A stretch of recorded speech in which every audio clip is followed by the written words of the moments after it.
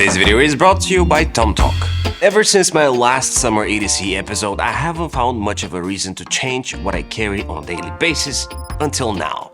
And I can't tell you how excited I am. This here is the latest and most powerful 14-inch MacBook Pro Apple has to offer, and after years of hard work and over half a year of trying to acquire it, it is finally here. Aside from being an absolute beast of a machine, it was the missing piece that helped me shrink down my daily tech essentials. Having to deal with long commutes, however, I still carry pretty much a portable desk setup with me, but in a much smaller package. So as always, all the links will be in the description below, and let's dive into this M3 Max MacBook Pro first.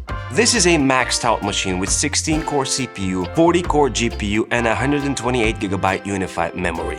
And yes, it also has an 8TB SSD, and you know what that means? It means I will finally be able to ramp up my video production, bringing you more videos that you can subscribe to, because why not? Alongside the MacBook, I also carry my trusty M2 11-inch iPad Pro, which I mostly use for writing and drawing my wallpapers, and also as the secondary monitor when I need to create an on-the-go desk setup using it in sidecar mode, or, secondary display. Most of the time, I carry the iPad as is without a keyboard, since I can use the MacBook Pro's keyboard and trackpad when connected, but occasionally I might grab the Magic Keyboard with me as well. As you may have noticed, pretty much all my gear is wrapped up with a D-brand skin, which I'm super happy about. It doesn't have a case protection per se, but at least I don't have to think about scratches when I leave something on a table. The ones I picked are from D-brand's Dead Quarters lineup, which complement the space black laptop like no other. In terms of phones, I carry two. The primary phone is the iPhone 15 Pro, primarily because of AirDrop and my deep video workflow integration, but aside from that, I use the OnePlus Open for pretty much everything else. The Z Fold 5 was the phone that made me fall in love with foldables, and the OnePlus Open was the one to bring my experience to the future, with its seamless slim design, almost invisible crease, and it being a complete powerhouse. I am waiting for OnePlus to release their kickstand case, which has been sold out for far too long, so for now I am wearing it with the case that came in the box, and also a questionable screen protector. The iPhone, on the other hand, is inside the most unique iPhone case I've ever owned. It's by Bandwork, and it's called the Classic Case. It actually comes in two parts assembled by screws, featuring aluminum frame combined with premium leather from a high-quality German tannery Heinen. Now, it does add some bulk to the phone, but this time I'm willing to go form over function because it looks fantastic. On the back of the iPhone, I always carry a Transformers wallet, as I call it, that I can use for a stand while being able to hold at least 3 cards and some backup cash. This one in particular is by Moft, and it is the Snap-on wallet that I've talked about for ages. I am yet to find an alternative that can hold that much while being that versatile. I do carry a secondary wallet in my bag, and it is the MKBHD wallet, which at the time was a limited drop.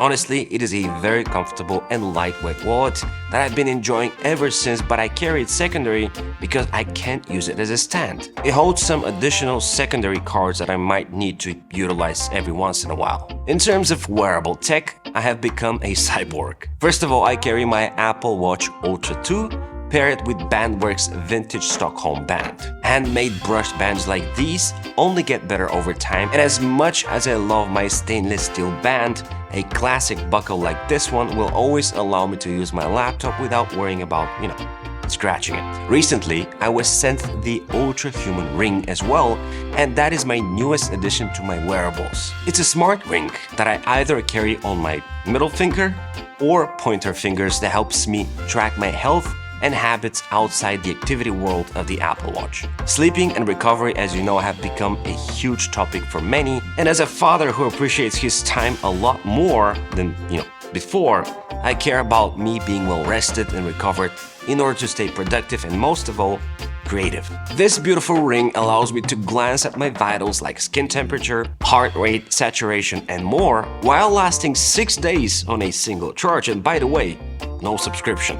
I'll be sure to talk more about it soon. As you may have assumed by now, I don't carry all the items I'm sharing in this video daily, unless I travel. In this case, I rely on TomTok's TA1 backpack called Vindpack. It's 22 liters in size and has this awesome military-style look. I took this backpack during my last Z Fold Day in the Life video trip, and I was pleasantly surprised at how versatile it is. For example, the laptop compartment is padded, and there's a separate one for the iPad where everything stays tucked in, snug, and very secure. The front soft side expands for extra space like clothing, for example, and there's even a side zipper pocket which comes in handy for quick access when needed. The entire backpack is made from water-resistant recycled fabrics with YKK zippers, Duraflex, and Woojin buckles. What I use daily is TomTok's A30 laptop shoulder bag for the 14-inch MacBook, which I absolutely adore because it's equipped with 4 corner armor protectors for that peace of mind against bumps and dents. This bag is super slim while having enough storage for my tech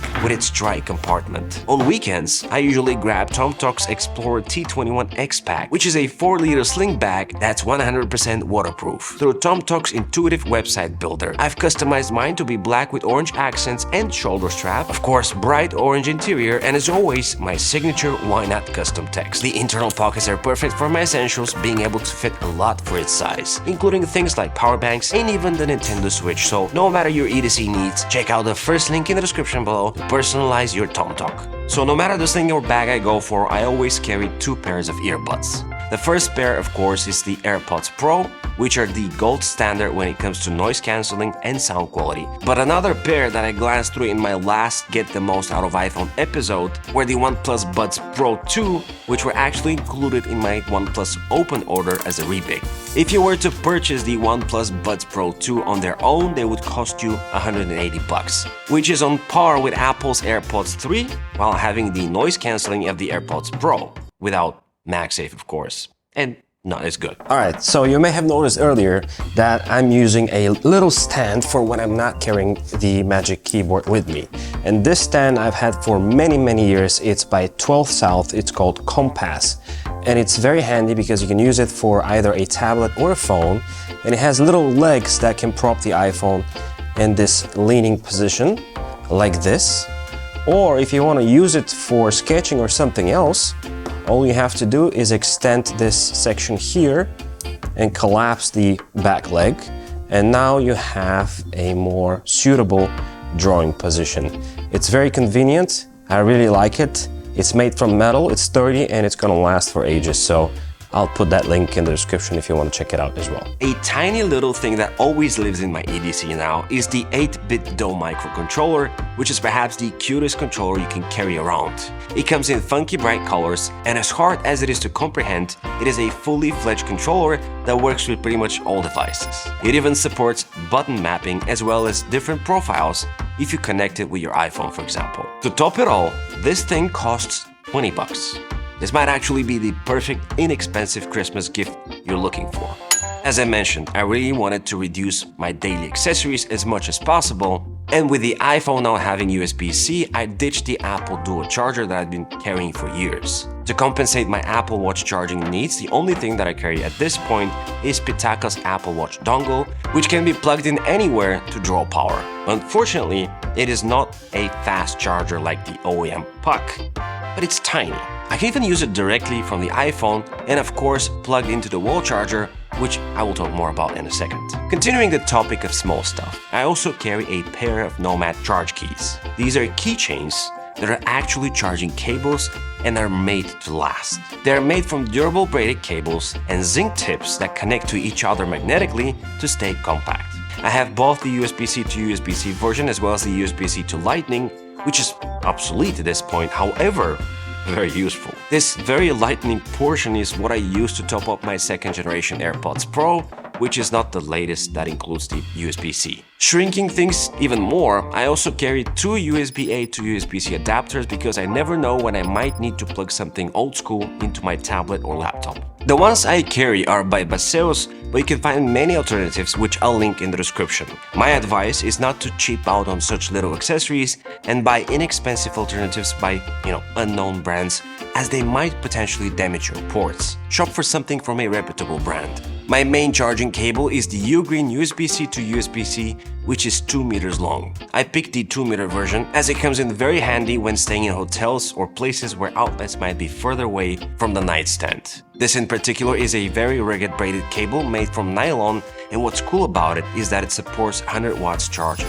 While on the topic of Ugreen, with the new 14-inch MacBook Pro, which requires 96 watts of power, I was able to shrink down my charger and I started carrying this new Nexode Pro 100-watt version. Now I still can't believe this packs 100 watts of power. Of course, the US prongs are much sleeker with its retractable prongs, but even the EU model is nothing shy of compact.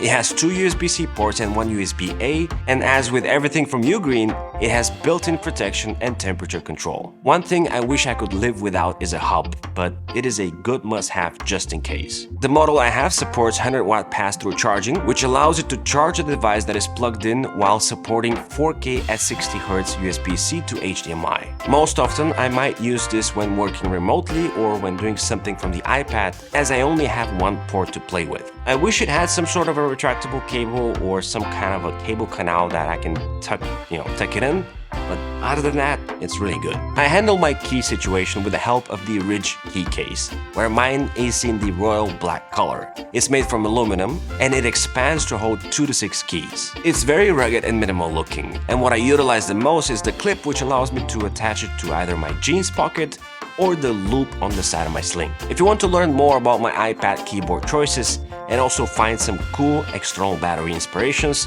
check out this video here. Like and subscribe to the channel as well as my newsletter, and as always, it's been an absolute pleasure. This is Z, over and out.